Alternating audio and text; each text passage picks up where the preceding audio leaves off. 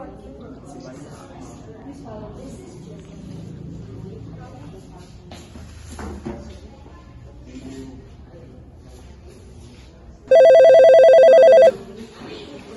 Mabuhay Tindan Restaurant, this is Julian. How may I help you?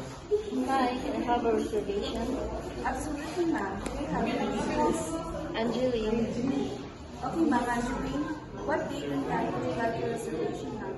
I'd like to book a reservation for October 15 at 12 noon. Can you please tell me the number of guests? 6. Do you have a special occasion in mind for your reservation? We were actually having a meeting. Would you prefer a table in our smoking or non-smoking section? Smoking section, please. Under what name should I book your reservation? Just put it under my name. Okay, let me just spell your name, ma'am. Angeline, Alpha, November, Golf, Echo, Lima, India, November, Echo. That's correct. Okay, just to confirm, ma'am Angeline, I'd like to review your reservation details. You've booked for October 15, 2025 at 12 noon for 6 guests. The occasion is a meeting and you've chosen a smoking section. Is that all correct, ma'am? Yes.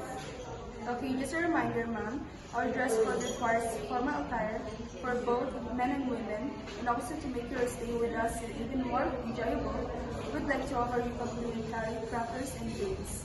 Thank you for choosing dining with us, ma'am. We're looking forward to serving you. Okay, thank you. Bye.